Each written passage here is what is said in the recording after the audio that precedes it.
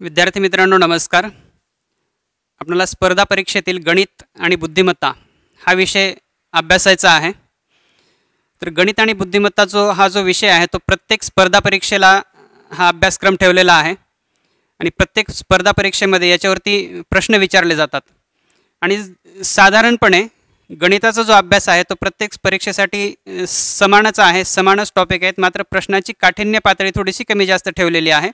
एवढंच. राज्यसेवेला कंबाईनच्या दृष्टीने थोडीशी पातळी वरच्या लेवलची असते, सरळ सेवेला कंबाईनच्या पण खालच्या पातळीची असते. आणि या पद्धतीनं टॉपिक कोणताही असो, आपणाला त्या टॉपिकमधले कमी लेवलचे प्रश्न आणि एकदम हाय लेवलचे प्रश्न हे सगळ्या प्रश्नांची उत्तर आपल्याला आली पाहिजेत, तर तो टॉपिक आपला कंप्लीट आहे. म्हणजे थोडक्यात काय की संकल्पना त्या टॉपिकची आपल्याला पूर्ण कंप्लीट पाहिजे.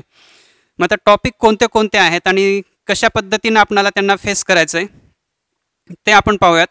सुरुवातीला आपण गणिताचा काय अभ्यासक्रम आहे ते पाहूयात.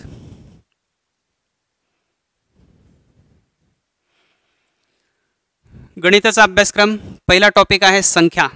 याच्यामध्ये संख्यांचे प्रकार येतील, शिवाय अंकांवरील प्रश्न येतील. त्यानंतर अपूर्णांक, पदावली म्हणजे सिम्प्लिफिकेशन, बॉडमॉस पद्धतीने गणित सोडवणे म्हणजे इथे चिन्हांचा आपल्याला वापर करावा लागेल. लसावी आणि मसावी, LCM HCF हा खूप महत्त्वाचा टॉपिक आहे. राज्यसेवा याच्यावरती 1 किंवा 2 प्रश्न हे दर परीक्षेला विचारते. त्यानंतर वर्गमूळ आणि घनमूळ हा जो टॉपिक आहे तो राज्यसेवा किंवा कंबाईन याला थोडासा कमी प्रमाणामध्ये विचारला जातो. त्यानंतर समीकरणे, श्रेणी, इथे अंकगणितीय श्रेणी आणि भौमितिक श्रेणी. त्यानंतर सरासरी, गुणोत्तर प्रमाण आणि शेकडेवारी. आता इथून पुढचे जे काही सगळे टॉपिक आहेत ते आपल्याला या 3 टॉपिकवरतीच आधारित आहेत. म्हणजे हे 3 टॉपिक सरासरी, गुणोत्तर प्रमाण आणि शेकडेवारी हे अतिशय महत्त्वाचे टॉपिक आहेत आपल्या स्पर्धा परीक्षेच्या दृष्टीनं. कुठलाही टॉपिक पुढचा काढला तर आपल्याला या तिन्हीशी संबंधित आहे असाच निघेल.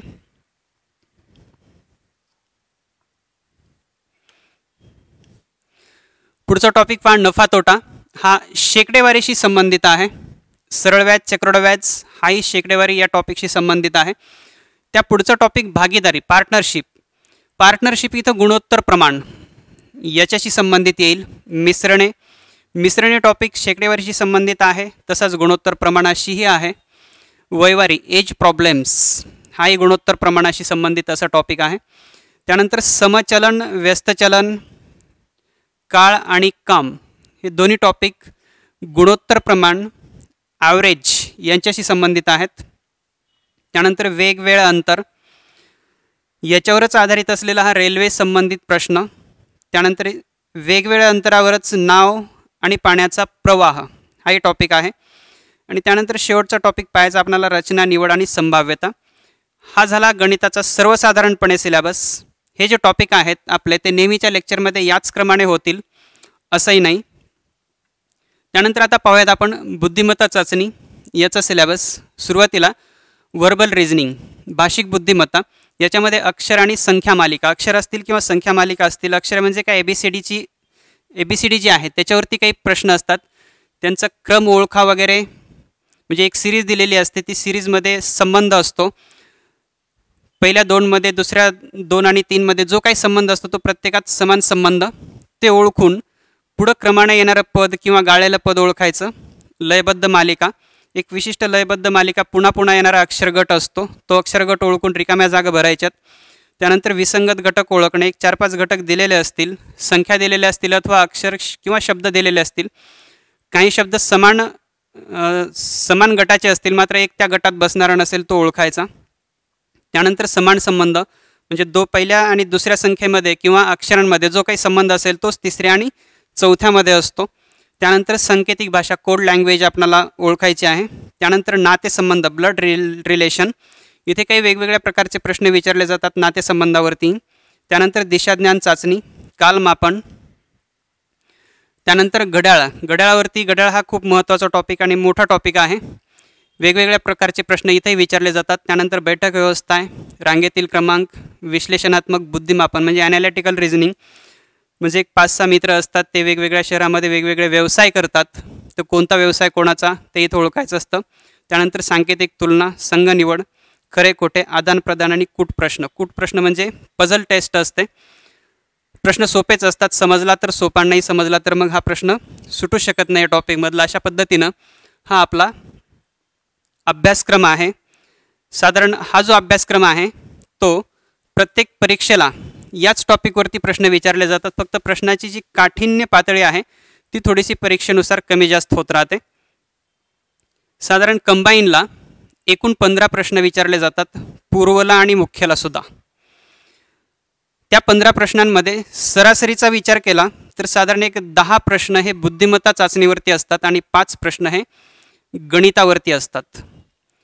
सीसॅटचा विचार केला राज्यसेवेचा तर एकूण 25 प्रश्न गणित आणि बुद्धिमत्ता या घटकावरती विचारले जातात. या 25 प्रश्नांमध्ये सरासरीमध्ये एक 18 प्रश्न हे बुद्धिमत्ता चाचणीवरती विचारले जातात आणि राहिलेले प्रश्न हे गणितावरती विचारले जातात. आता प्रश्न विचारण्यामध्ये बुद्धिमत्ता चाचणीचा जो भाग आहे तो फार मोठ्या प्रमाणामध्ये विचारला जातो, कारण जास्त प्रश्न बुद्धिमत्ता चाचणी याच्यावरती विचारले जातात आणि गणितावरती त्या तुलनेनं कमी प्रश्न विचारले जातात. याचा अर्थ असा नाही की गणिताचं महत्त्व इथं कमी होत आहे. गणितालाही तितकंच महत्त्व द्यावं लागतं आहे. गणित 2 मार्काला विचारतील किंवा 5 मार्काला विचारतील, जे काही विचारतील आपल्याला गणिताचा अभ्यास मात्र पूर्णच करावा लागेल. आणि जोपर्यंत तुम्हाला गणित परफेक्ट येत नाही तुम्हाला बुद्धिमत्ता चाचणी हाही विषय सोडवायला सोपा जाणार नाही. जोपर्यंत तुम्हाला गणित, ज्यावेळेस तुम्हाला गणित पूर्ण जमेल तुम्हाला बुद्धिमत्ता चाचणी सोडवायला सुद्धा सोपी जाईल. त्यामुळे आपल्याला गणिताचाही अभ्यास करणं तितकंच महत्त्वाचं आहे. बरेचसे विद्यार्थी गणित हा विषय अभ्यासक्रमातूनच वगळतात, तर हे पूर्णपणे चुकीचं आहे. कारण गणिताचा अभ्यास पूर्ण करा, तुम्हाला बुद्धिमत्ता चाचणी अतिशय सोपा भाग वाटेल. मग आता आपण प्रश्न साधारणपणे कशा पद्धतीचे येतात. आता बरेचसे मार्केटमध्ये बुक आहेत, त्या बुकमध्ये पूर्ण सिलेबस दिलेला आहे, प्रश्न दिलेले आहेत, प्रश्न सोडवून दिलेले आहेत. एक टॉपिक घेतला, गणिताचा जर विचार केला तर एक टॉपिक घेतला तर त्याच्यावरती किमान 10 ते 15 प्रकारचे उदाहरणं विचारले जातात. म्हणजे प्रकार पहिला, प्रकार दुसरा, प्रकार तिसरा या पद्धतीनं. त्या पुस्तकांमध्ये सोडून पण दिलेले उदाहरणं आहेत, म्हणजे सविस्तर सोडून दिलेले आहेत, त्यासोबत शॉर्ट ट्रिकने पण सोडून दिलेलं आहे. पण शॉर्ट ट्रिक तुम्हाला तिथे पाठ करत बसावे लागतील आणि मग किती शॉर्ट ट्रिक तुम्ही पाठ करत बसणार. किंवा गणित सोडवत असताना एक लक्षात घ्यायचं आहे की कोणतंही गणित, स्पर्धा परीक्षेला जे गणित विचारलं जातं ते कोणतंही गणित विचारत असताना हे शक्यतो कुठल्याही सूत्रामध्ये न मांडता किंवा कुठलंही समीकरण न मांडता सोडवता यावं याच पद्धतीचं विचारलं जातं. आणि मग आपण सोडवत असताना सुद्धा याला कुठलंही सूत्र न वापरता किंवा कुठलंही समीकरण न मांडता आपणाला ते सोडवता आलं पाहिजे. आणि असं जेव्हा सोडवायचं असेल तेव्हा जोपर्यंत आपणाला त्या टॉपिकची किंवा त्या गणिताची संकल्पना स्पष्ट नसेल तोपर्यंत तुम्हाला ते सोडवता येत नाही. म्हणजे थोडक्यात काय की प्रत्येक टॉपिक आपणाला त्याची संकल्पना एकदम स्पष्ट पाहिजे, तरच आपणाला विदाऊट सूत्र, विदाऊट समीकरण आपणाला ते सोडवता येईल. मग पाहूयात आपण प्रश्न की कशा पद्धतीनं प्रश्न सोडवायचेत. पहिला प्रश्न पाहूयात.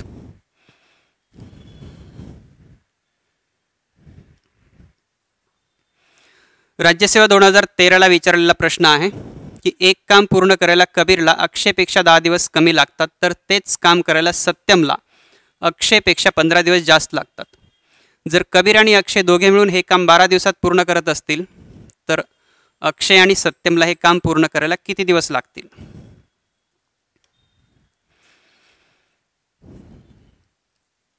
आपणाला हा प्रश्न कुठलंही समीकरण न मांडता सोडवायचा आहे, म्हणजे प्रश्न आपणाला समजला पाहिजे. आता प्रश्न सोडवत असताना कबीर, अक्षय आणि सत्यम हे तिघे जण आहेत. कबीर आणि अक्षय यांच्यामध्ये 10 दिवसांचा फरक आहे. हे जे 10 दिवस आहेत तो फरक आहे कामाच्या दिवसांमधला. एकूण काम केल्यास त्यांना एकूण दिवस जे आहेत ते 12 दिवस लागतात. हे एकूण दिवस दिलेले आहेत 12. आता याच्या व्यतिरिक्त कबीर आणि अक्षयबद्दल काही दिलेलं नाही. मग आपणाला कबीर आणि अक्षय यांना प्रत्येकी लागणारे आपल्याला दिवस काढायचे आहेत. तर 10 आणि 12 यांचा LCM येतो 60. हे 60 आपल्यासाठी खूप महत्त्वाचं, कारण 60 काय आहे तर इथे आपणाला एकूण काम मानायचं आहे. समजा 60 वस्तू बनवायच्या आहेत, काही वस्तू, कोणती वस्तू असेल, 60 वस्तू बनवायच्या आहेत. त्या 60 वस्तू बनवायला दोघांना मिळून 12 दिवस लागतात, कारण प्रश्नात सांगितले की कबीर आणि अक्षय दोघे मिळून 12 दिवसात काम पूर्ण करतात. म्हणजे एक लक्षात घ्यायचं आहे की रोजचे जे काम आहे ते 5, हे काय आहे, रोजचे काम, दोघांचे मिळून, कबीरचे आणि अक्षयचे दोघे मिळून 5 करतात. मग या 5 मध्ये नेमका कबीर किती करतो आणि अक्षय किती करतो. आता एक लक्षात घ्यायचं आहे की कबीरला अक्षयपेक्षा 10 दिवस कमी लागतात. याचा अर्थ कबीरचा जो वेग आहे तो अक्षयपेक्षा जास्त आहे. म्हणजे समजा जर कबीर 4 करत असेल आणि अक्षय 1 करत असेल असं समजलं आपण, तर कबीरला किती दिवस लागतील, कबीरला 15 दिवस लागतील. 15 चोक 60.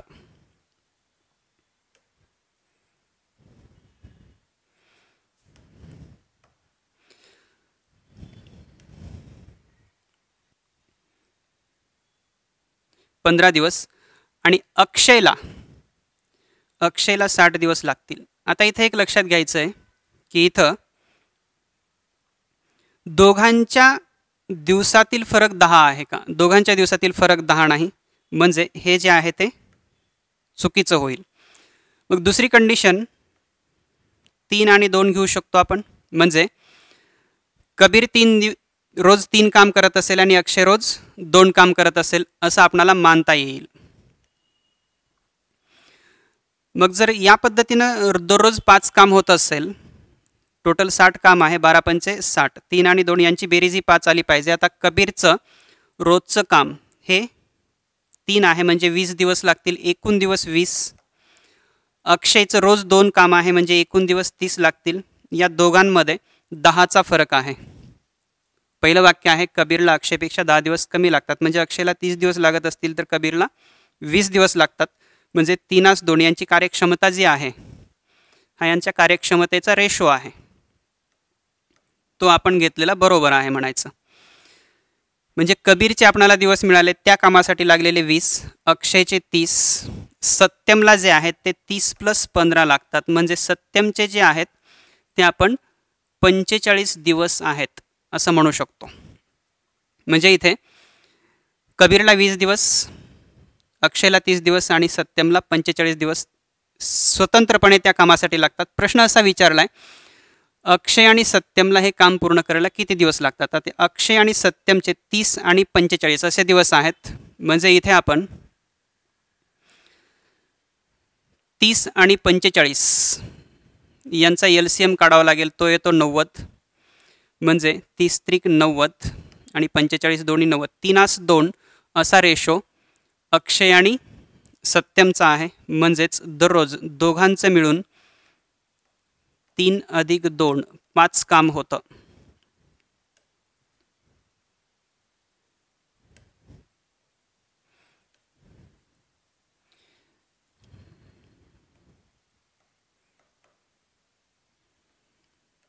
हे 90/5 म्हणजेच 18 दिवस लागतील. हे आपलं उत्तर. म्हणजे दोघांना मिळून ते काम पूर्ण करायला 18 दिवस लागतील. इथे आपण कुठेही सूत्र कुठलंही मांडलं नाही किंवा कुठलंही समीकरण मांडलं नाही, फक्त आपण समजून घेऊन सोडवायचे. की समजून घेत असताना 10 आणि 12 यांच्यातला फरक आपण 60 घेतला, म्हणजे LCM जो आहे 10 आणि 12 यांचा LCM 60 घेतला. 60 एकूण काम मांडलं, म्हणजे अर्थात रोजचं काम 5 आलं. ते आपण 3 आणि 2 अशी कार्यक्षमता मांडली, म्हणजे 20 30 हे कबीर अक्षयचं आलं. त्यावरून +15 केले 45.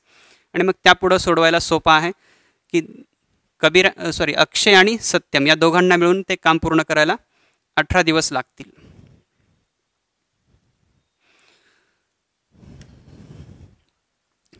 पुढचा प्रश्न पाहूयात. एका दुकानदाराने 90 पेन प्रत्येकी 10 रुपये याप्रमाणे खरेदी केले. नंतर त्यातील काही पेन 20% नफ्याने तर काही 10% नफ्याने विकले. त्याला या व्यवहारामध्ये काही रुपये नफा झाला. नफा किती झाला हे नाही सांगितलं, इथं फक्त काही रुपये नफा झाला असं सांगितलं. जर त्याने सर्वच्या सर्व 90 पेन 15% नफ्याने विकले असते तर पूर्वीच्या काही रुपये नफा आणि 15% नफ्याने विकल्यानंतरचा नफा यांच्यामध्ये 40 रुपयांचा फरक येतो. तर त्याने 20% नफ्याने विकलेले पेन किती, असा प्रश्न आहे.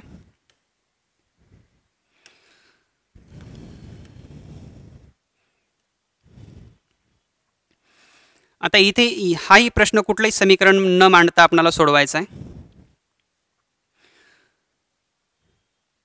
समजा 90 पेन आहेत 10 रुपये प्रत्येकी, म्हणजे त्याची जी खरेदी आहे ती 900 रुपये. आता काही 20% नफ्याने विकले, काही 10% नफ्याने विकले. किती 20% नफ्याने, किती 10% नफ्याने ते नाही माहीत.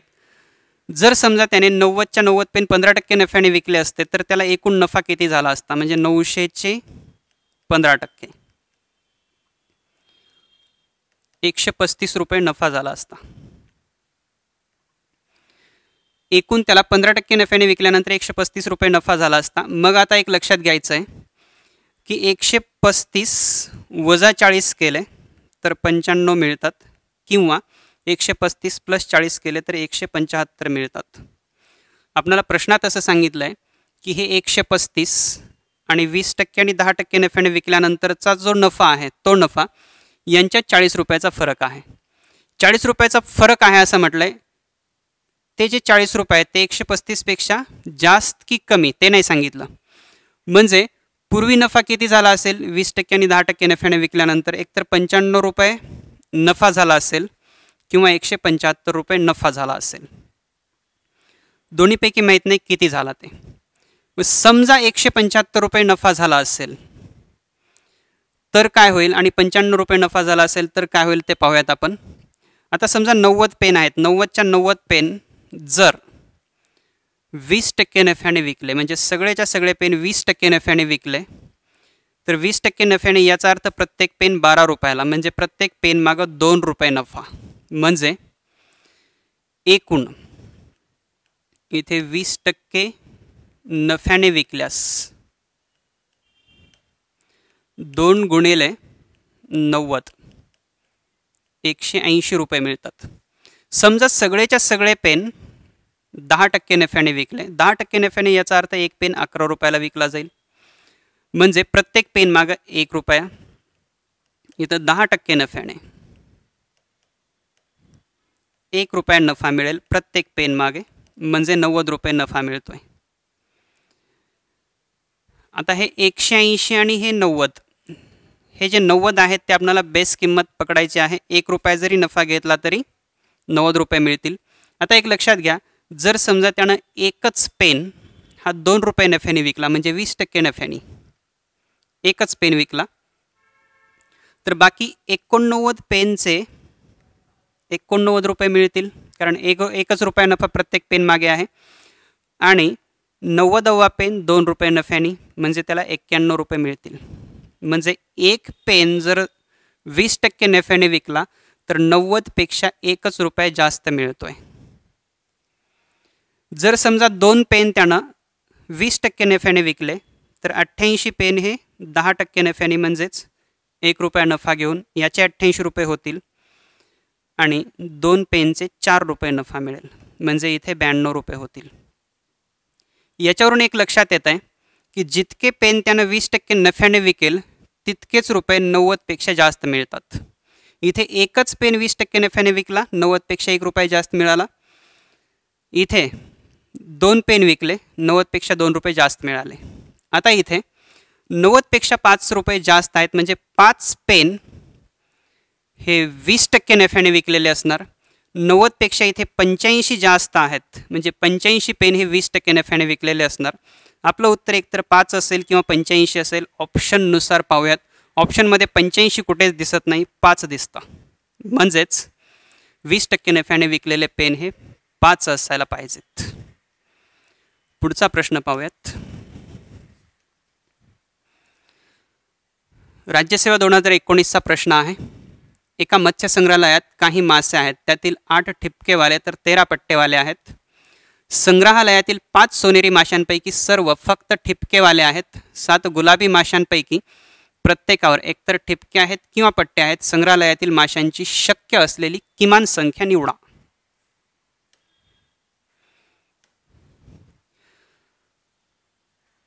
आपण हे 2 गोल काढूयात. इथेही आपल्याला कुठलंही समीकरण वगैरे मांडायचं नाही. ठिपकेवाले आणि पट्टेवाले असे आहेत. समजा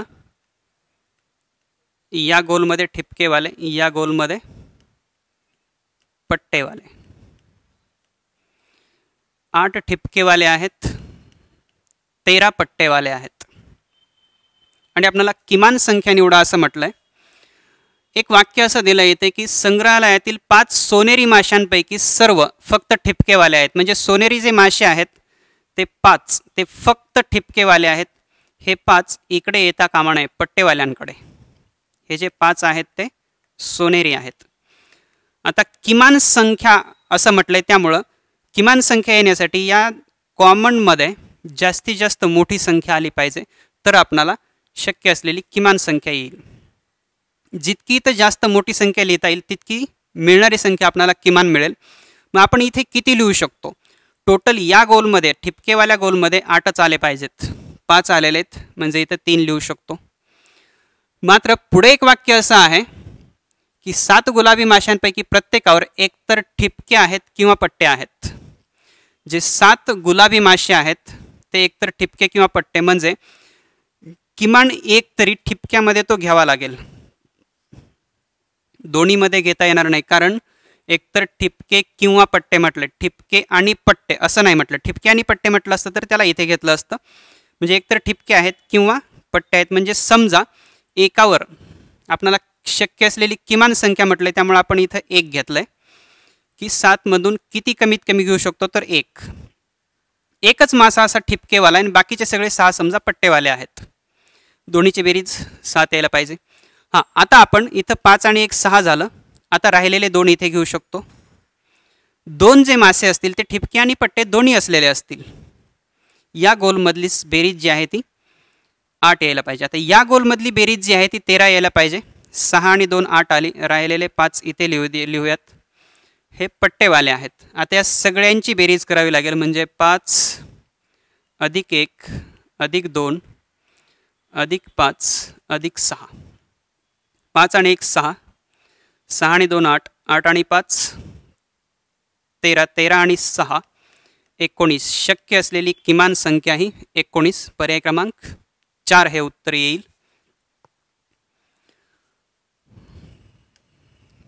पुढचा प्रश्न पाहूयात. काही मालासह 3 गुन्हेगारांना ताब्यात घेतले आहे.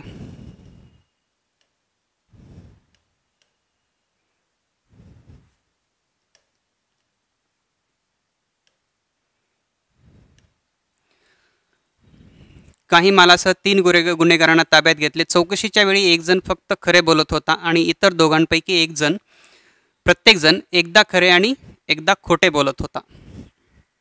आता ते काय म्हणाले बघूयात. अणीचं म्हणणे, जानूने दरवाजा तोडला, मनूने किमती सामान गोळा केले. म्हणजे प्रत्येकाचे 2 वाक्य दिलेले आहेत. तिघांचे एकूण 6 वाक्य आहेत.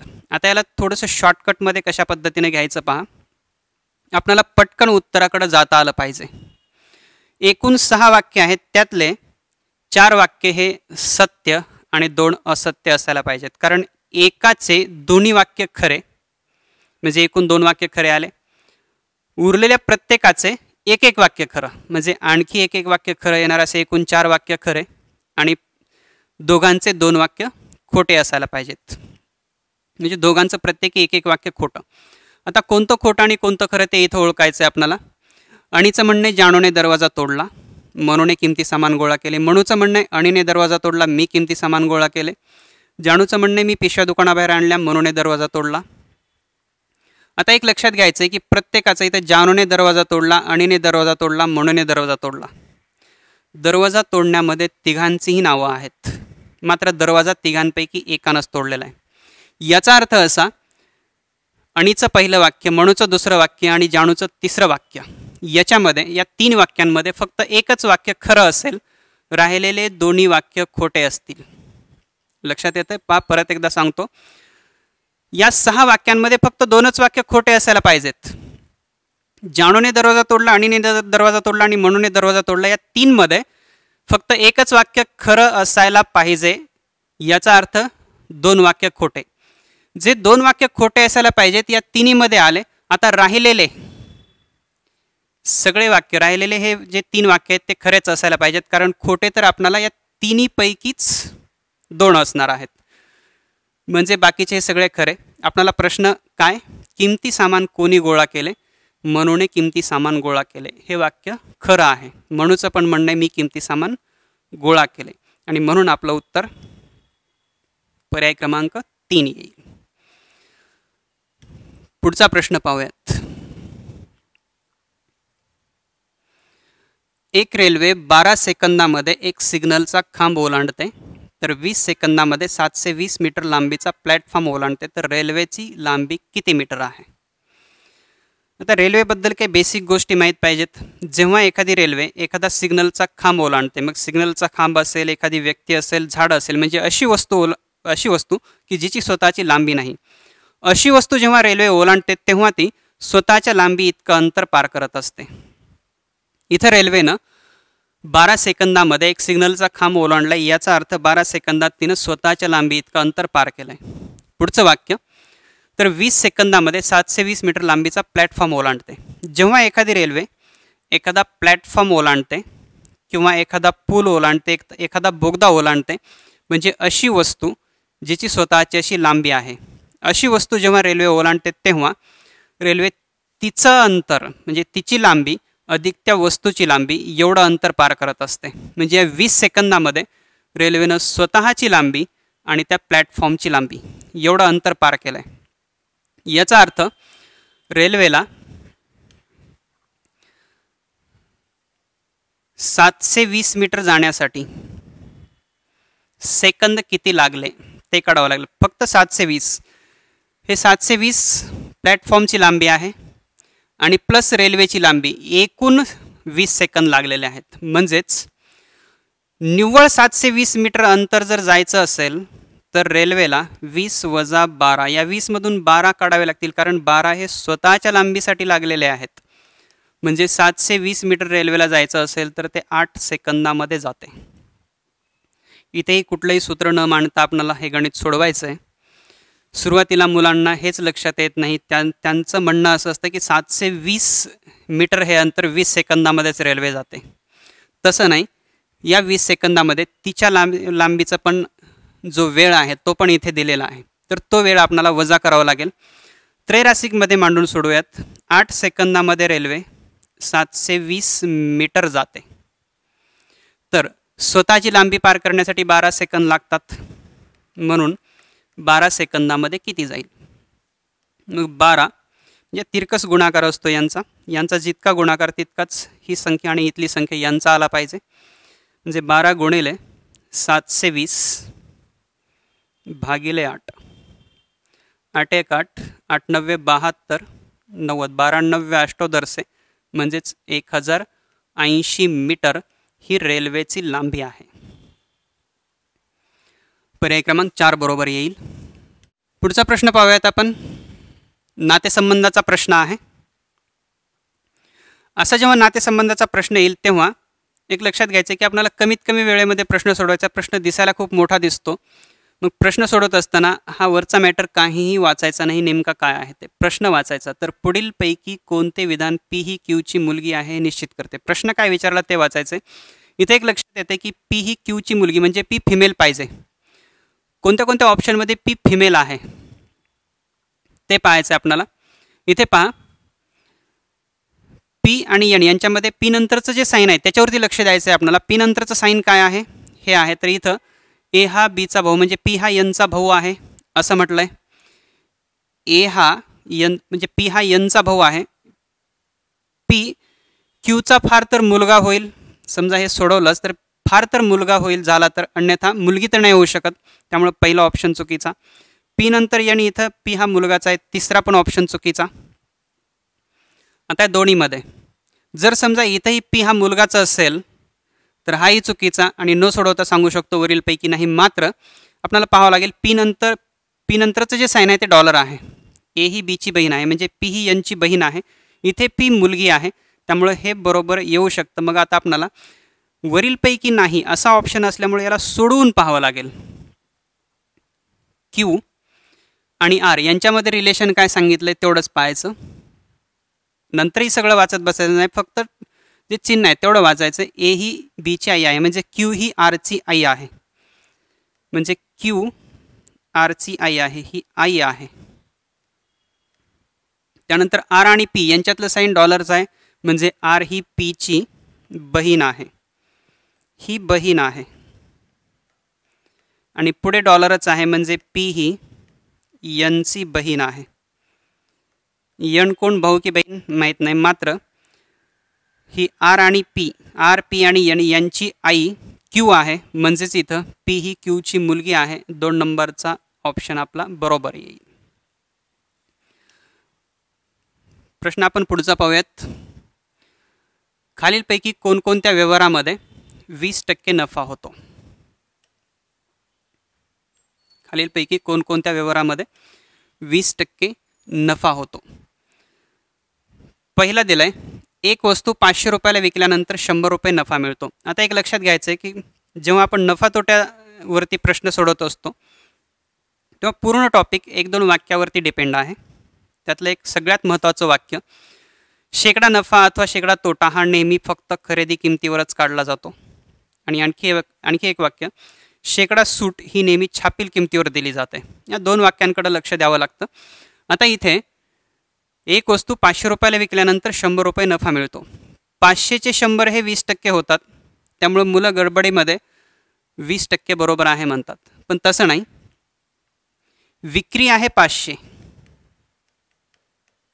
विक्री जी आहे ती 500 आहे आणि नफा जो आहे तो 100 आहे, म्हणजे 500 वजा 100, 400 रुपये खरेदी आहे. शेकडा नफा अथवा तोटा खरेदी किमतीवरच काढावा लागतो, म्हणजे इथे 400 रुपयावरती 100 रुपये नफा मिळतोय. लक्षात घ्यायचं, 500 रुपयावर नाही भेटत, 500 ही विक्री किंमत आहे, त्यामध्ये 100 रुपये नफा होत असेल तर याचा अर्थ की 400 रुपये खरेदी आहे, मग 400वर 100 रुपये नफा, 100 रुपयावरती किती आपल्याला शेकडा काढायचं आहे. 100 गुणिले 100,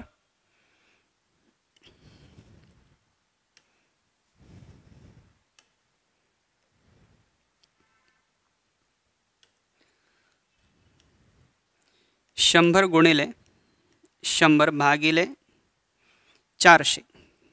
त्रैराशिकमध्ये तिरकस गुणाकार असतो असा.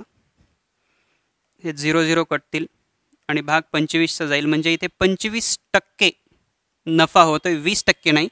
आपला प्रश्न कोणत्या कोणत्या व्यवहारात 20% नफा होतो? पहिल्यामध्ये 25 होतो, त्यामुळं पहिला चूक. दुसरा पाहूयात. एक दुकानदार सर्व माल खरेदी किमतीतच विकतो, मात्र माल विकताना तो 1 किलो वजनाऐवजी 800 ग्रामचे वजन वापरतो. आता इथे बी पाहतोय आपण, एक दुकानदार सर्व माल खरेदी किमतीतच विकतो, जेवढ्याला खरेदी केलं तेवढ्यालाच विकतोय, मात्र विकताना काय करतोय, 1 किलो वजनाऐवजी 800 ग्रामचं वजन वापरतोय, म्हणजे इथे तो मापात पाप करतोय. 1 किलो याचा अर्थ 1000 ग्राम, 1000 ग्राम, आणि त्याऐवजी किती वापरतोय तो 800 ग्राम. आता एक लक्षात घ्यायचं आहे की तो काही वस्तू घेतोय, समजा 1000 वस्तू घेतोय, तो 1 रुपयाला एक वस्तू, याप्रमाणे 1000 वस्तू घेतोय. 1000 वस्तूंचं पॅक आहे, समजा 1 रुपयाला एक वस्तू, असा तो 1000 रुपयाचा पॅक आहे. गिराईकाला देताना तो 1000 रुपयालाच देणार आहे, कारण खरेदी किमतीतच विकणार आहे, मात्र विकताना काय करतोय, त्यातल्या 200 वस्तू काढून घेतोय. 200 ग्राम कमी आहे, इथे 800च वस्तू देतोय, म्हणजे 1 रुपयाला एक वस्तू खरेदी केलेली आहे, 800 वस्तूंसाठी त्यानं 800 रुपये गुंतवलेले आहेत. जे गिराईकाच्या हातामध्ये 800 वस्तू येणार आहेत किंवा 800 ग्राम येणार आहेत, त्यासाठी त्यानं 800 रुपये गुंतवलेले आहेत. आणि या 800 रुपयावरती, 800 रुपयाच्या खरेदीवरती तो 1000 रुपये गिरायकाकडून घेतोय. 1000 रुपये ही विक्री किंमत आहे, 800 रुपये ही खरेदी किंमत आहे, आणि शेकडा नफा तोटा खरेदी किमतीवरती काढावा लागतो. म्हणजे 800 गुंतवून तो 1000 कमावतोय, म्हणजेच 200 रुपये नफा कमावतोय. म्हणजे इथं परत त्रैराशिक मांडूयात आपण. 800 वरती 200, 100ला किती, 100, या 100 आणि 200चा गुणाकार होईल. 100 गुणिले 200 भागिले 800, हे 2 0 कटले, 8 एक 8, 8 दोन्ही 16, 8 45, म्हणजे इथेही 25%च नफा होतोय बी मध्ये सुद्धा, त्यामुळं बी सुद्धा गेला. त्यानंतर सी पाहूयात.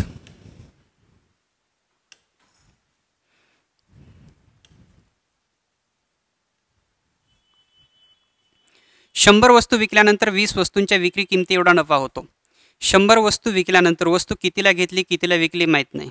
मग इथे आपण असं समजूया, 100 ज्या वस्तू विकल्या ती 1 रुपयाला 1 वस्तू विकली असे मानू. म्हणजे इथे विक्री किंमत किती येईल? विक्री किंमत 100 रुपये आहे. नफा किती आहे? 20 रुपये, कारण 20 वस्तूंच्या विक्री किमती एवढा, म्हणजे 20 वस्तू 20 रुपयाला विकल्या असतील. आणि म्हणून खरेदी किती असणार? या दोन्हीची वजाबाकी, खरेदी 80 मिळेल. म्हणजे 80 रुपये गुंतवून 20 रुपये नफा मिळवतोय. 100 रुपये गुंतवल्यास किती रुपये मिळतील? 100, 20, 80. 20 एक 20, 20 चौक 80, 4 एक 4, इथे 25%च नफा मिळतोय. म्हणून तिसरा पर्याय सुद्धा गेला. चौथा पाहूयात.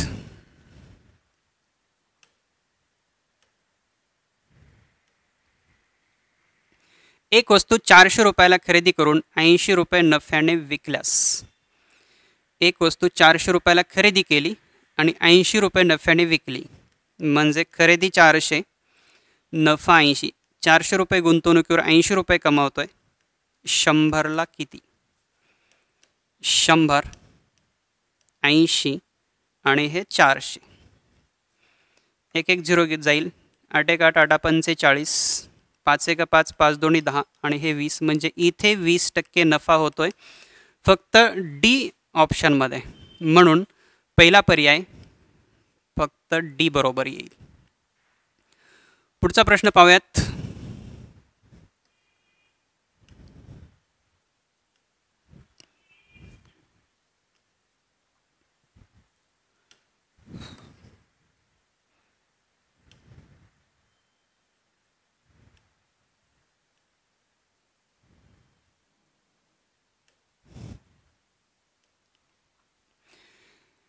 एक काम 30 दिवसात, एक काम 30 दिवसात तर बी तेच काम 18 दिवसात स्वतंत्रपणे पूर्ण करतात.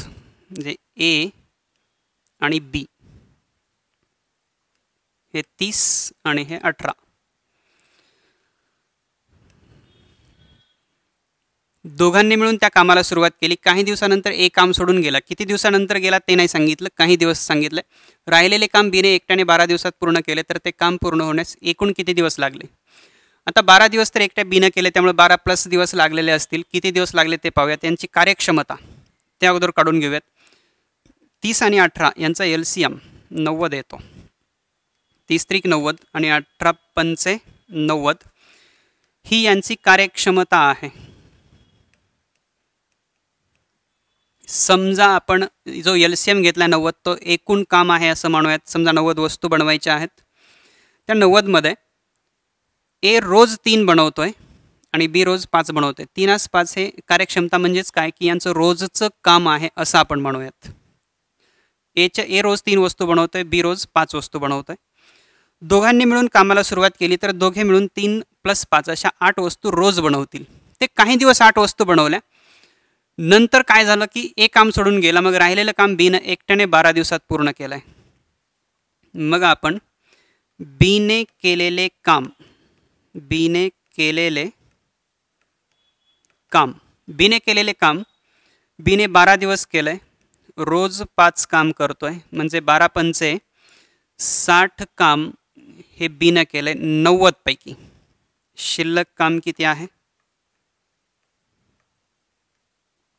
शिल्लक काम 90 वजा 60 हे 30 आहे. 30 काम शिल्लक आहे. 30 काम हे ए प्लस बीनं केलंय, दोघांनी मिळून केलंय. दोघे मिळून ए रोज 3 करतोय तर बी रोज 5 करतोय.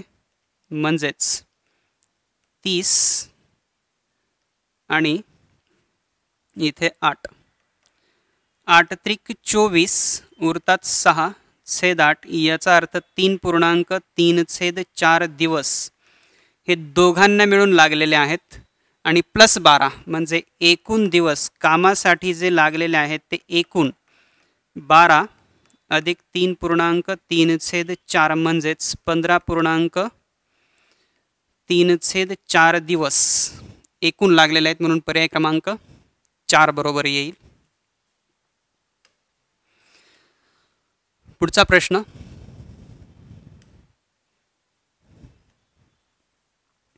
एका रकमेवर 2 वर्षाचे सरळ व्याज 18,000 रुपये येते आणि चक्रवाढ व्याज 19,350 आहे, तर व्याजाचा वार्षिक दर काय?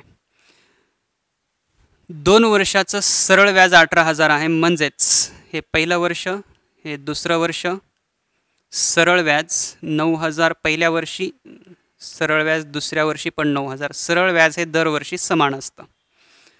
आता चक्रवाढ व्याजामध्ये काय होईल, रक्कम किती ते माहीत नाही आपल्याला, त्याच्याशी काही देणं घेणं नाही आपल्याला. चक्रवाढ व्याजामध्ये काय होतं, पहिल्या वर्षी तर सरळ व्याज आणि चक्रवाढ व्याज दोन्हीही 9,000चं येणार आहे. मात्र दुसऱ्या वर्षी या म्हणजे मुद्दलावरती हे 9,000 तर मिळणारच आहेत, या व्याजावरती सुद्धा मिळतात. याच्यावरती इथे चक्रवाढ व्याज मिळतं, हे 9,000 प्लस ह्या 9,000 वरती जे काही मिळणार आहे ते, मग हे इथे किती मिळालेलं आहे ते पाहूयात. चक्रवाढ व्याज आहे 19,350, सरळ व्याज आहे 18,000 रुपये.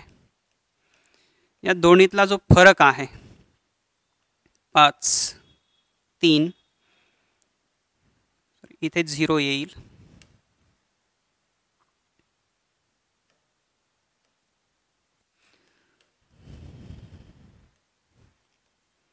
इथे 0, 5, 3, 1 आणि 0, 1,350. 1,350 हा दोन्ही व्याजातला फरक आहे, तो इथे असेल 1,350. हे दोन्ही मिळून चक्रवाढ व्याज आहे, म्हणजेच हे 18,000 आणि हे 1,350 मिळून चक्रवाढ व्याज.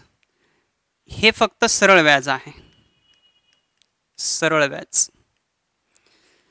आता एक लक्षात घ्यायचं आहे की 9,000 वरती 1,350 एक्स्ट्रा मिळालेले आहेत, म्हणजे दर किती असणार, 9,000 परत आपण त्रैरासिक मांडूयात 1,350, तर 100ला किती, शेकडा किती, म्हणजे इथे 100 गुणिले 1,350 भागिले हे 9,000, हे 3 शून्य जातील, 9 1 9 आणि 15 9 35, म्हणजे दर जो आहे तो 15%. पर्याय क्रमांक 3 बरोबर येईल.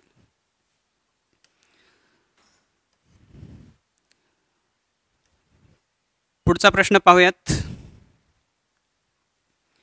घाई असल्याने असिफा आणि अजिता उतरण्यासाठी असलेल्या सतत सरकत्या जिन्यावरून उतरत आहेत. जमिनीवर पोहोचण्यासाठी असिफा व अजिता अनुक्रमे 40 आणि 60 पायऱ्या उतरतात. ज्या वेळात अजिता 3 पायऱ्या उतरते तेवढ्याच वेळात असिफा 1 पायरी उतरते.